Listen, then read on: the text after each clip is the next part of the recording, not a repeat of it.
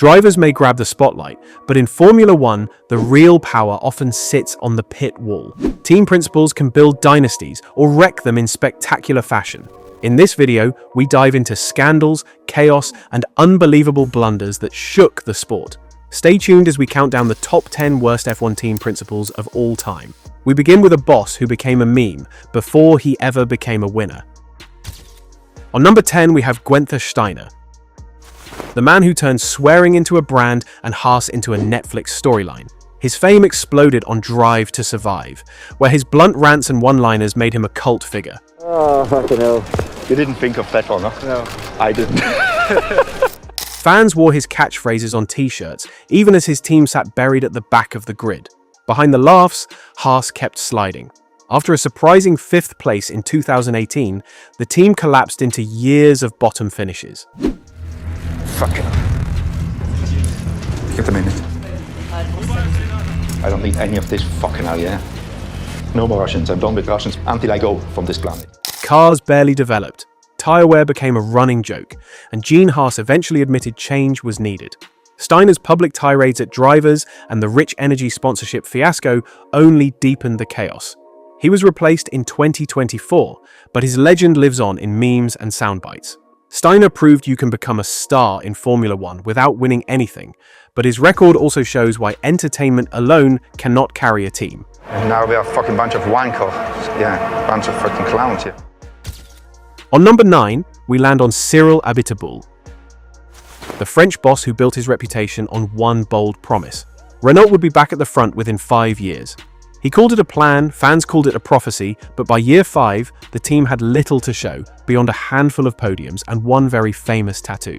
You know, Cyril's like a tattoo artist now, or designer. Yeah. When you sent me the template, Abiteboul's downfall was the gap between words and reality. Renault climbed to 4th in 2018, yet fell behind customer McLaren the next season. The much-hyped upgrades fizzled, and the title fight he teased never arrived. Every media appearance became a reminder of that ticking 5-year clock. Then came the Ricciardo saga. Abiteboul pulled off a coup by luring Daniel from Red Bull on a massive salary, but within a year Ricciardo lost faith and signed for McLaren. Abiteboul's frosty parting shot about unity and commitment sounded more like a breakup text than a team statement. And of course, the tattoo bet, meant as a light-hearted joke, became the most memorable symbol of his reign. Renault promised glory, delivered memes, and Abiteboul paid with his job. Big promises are easy, but what happens when even legends lose control? The next story shows exactly that.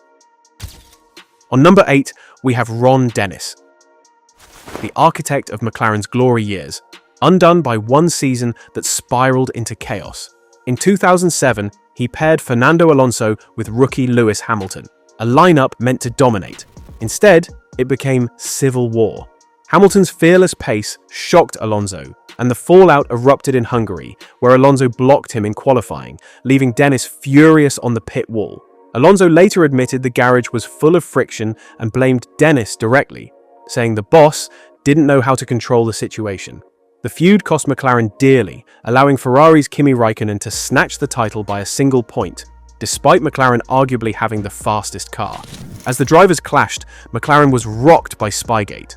A stolen Ferrari dossier in McLaren's possession triggered one of the sport's harshest penalties, a $100 million fine and exclusion from the Constructors' Championship. It was the biggest scandal in F1 history, and it landed squarely on Dennis's shoulders. His iron grip slipped, and the legend who once defined professionalism became the face of one of F1's darkest seasons. On number 7, we have Colin Coles, the dentist-turned-boss who seemed to appear whenever an F1 team was on life support. He ran Jordan's successors Midland and Spiker before taking charge at Hispania Racing, and everywhere he went, pay drivers and chaos followed. Seats were swapped mid-season like used cars, with drivers benched or recalled depending on which sponsors had cash in hand. At HRT, the carousel was surreal. One weekend, Narain Karthikeyan was sidelined. The next he was back because his home Grand Prix demanded it. Red Bull even paid HRT to run a young Daniel Ricciardo, showing how Coles turned the cockpit into a bargaining chip. Meanwhile, cars were so underdeveloped that one famously rolled out with no front wing ready, leaving mechanics scrambling on the grid. Then came the darker stories. Collis clashed with partners over unpaid bills, and in 2013, he was accused of secretly recording Toto Wolff and threatening to leak the tape.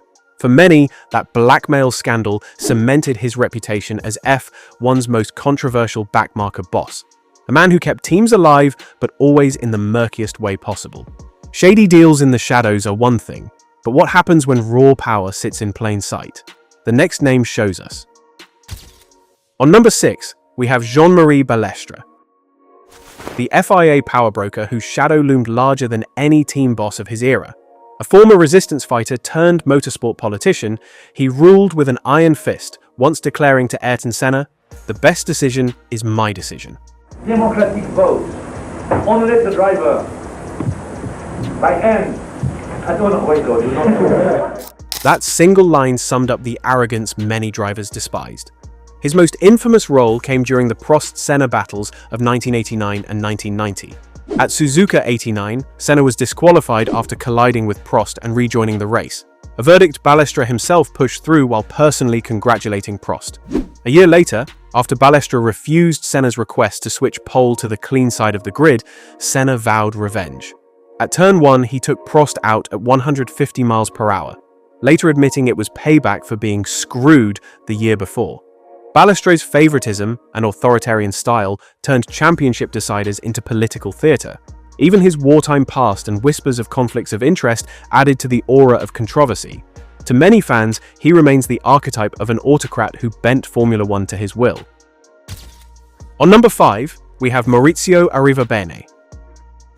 Hi everybody, now it's my turn. I'm Maurizio Arrivabene, Ferrari team principal. The Ferrari boss whose reign promised glory but left only heartbreak.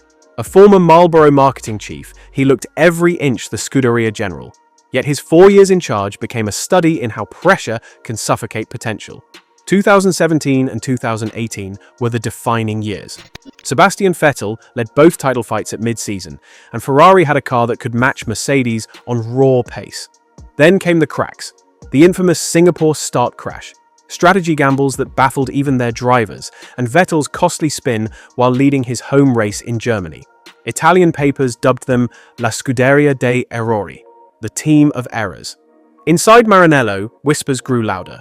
Arrivabene was accused of ruling through fear, stifling engineers and clashing with technical director Mattia Binotto. Even Vettel grew frustrated after Suzuka 2018's disastrous qualifying call. By January 2019, Ferrari's board made the change, elevating Binotto. Arrivabene's era is remembered as Ferrari's golden chance lost, speed in hand, but leadership in doubt. On number 4, we have Mattia Binotto, the Ferrari engineer turned boss whose leadership promised revival but delivered heartbreak. Binotto was a Ferrari lifer, rising from engine department to team principal in 2019. Many hoped his technical background would steady the Scuderia. Instead, his reign became a case study in wasted potential. In 2019, Ferrari had the fastest car on the straights, but engine legality questions and political battles with the FIA derailed momentum. Then came 2022, Ferrari's best title shot in years. Charles Leclerc led early. The F175 showed blistering pace, and fans dreamed of glory. But strategy errors piled up, from bungled tyre calls in Monaco to the infamous pit stop chaos in Hungary. Reliability failures added insult, costing Ferrari wins and credibility. Leclerc's radio summed it up. "We cannot do that." Critics accused Binotto of being too soft, smiling after mistakes instead of enforcing accountability. Even within Maranello, whispers grew that he lacked authority to control politics and pressure. By the end of 2022, Ferrari's title challenge had collapsed, and Binotto resigned under heavy fire. He left Ferrari being remembered as the boss who had the tools to win, and still let the championship slip away. On number 3, we have Tony Fernandes, the airline tycoon who promised to revive Lotus glory, but left F1 with Caterham in ruins. He burst onto the grid in 2010 with bold talk of heritage and ambition, vowing to bring a privateer spirit back to the sport. Yet after nearly 100 races, his team failed to score a single championship point. The Lotus name saga summed up his tenure. Proton revoked his license. He fought back in court, and for a year, F1 had 2 Lotus teams, confusing fans and sponsors alike. By 2012, he dropped the brand altogether and rebranded as Caterham. But the distraction did little to fix the car's lack of pace. On track, Fernandez set lofty targets, yet his cars rarely threatened the top 10. By 2014, frustration spilled over when he warned staff publicly, "Deliver or I walk." Months later, he sold the team, and Caterham collapsed into administration with unpaid bills and a crowdfunding plea just to make the season finale. Fernandez entered as a dreamer, but left as a cautionary tale of ambition colliding with F1's brutal reality. On number 2 and 1, we landed a duel of disgrace: Andrea Sassetti versus Flavio Briatore. Two men from wildly different worlds, yet each left a stain on Formula One that fans will never forget. One turned his team into a traveling circus of incompetence. The other masterminded a race fix that shook the sport's integrity to its core. Sassetti's Andrea Moda was so shambolic that the FIA banned it mid-season for bringing F1 into disrepute. Drivers feared for their safety, suppliers went unpaid, and the boss himself was arrested at Spa. His team offered no value, only embarrassment. He became the symbol of how bad mismanagement could get. Sassetti turned what should have been Formula One's pinnacle into a circus act. His short-lived reign proved that money and ambition mean nothing without respect for the sport. To this day, Andrea Moda is remembered less as a racing team and more as a cautionary tale, a warning of just how quickly incompetence and arrogance can destroy everything. Briatore, by contrast, delivered titles with Schumacher and Alonso, but his legacy is scarred by Crashgate. Ordering Nelson Piquet Jr. to deliberately crash in Singapore 2008 was calculated, dangerous, and branded unparalleled in severity by the FIA. Unlike Sassetti's farce, Briatore's corruption endangered lives and shattered trust in the sport. In 1994, Benetton's Schumacher era came wrapped in controversy. Investigators found hidden traction control code buried in the software and fuel rigs modified so aggressively they sparked a pit lane fireball with Jos Verstappen's car. Briatore brushed it off, but suspicion clung to his team all year as rivals whispered about unfair advantages. Fast forward to 2008 Singapore, and the infamous Crashgate plot unfolded. Nelson Piquet Jr. was ordered to crash deliberately, handing victory to Fernando Alonso. It was a manufactured result that risked lives, and when exposed in 2009, the FIA called it unprecedented in seriousness. Briatore was banned for life before fighting it in court. In 2010, Briatore's ban was lifted, and in 2024, he became the executive advisor for Alpine. Will his return redeem him from the shadows of his past, or confirm his corruption and condemn him? So who tops the list? For pure failure, Sassetti stands as the absolute worst. For moral collapse, Briatore holds his own dark crown.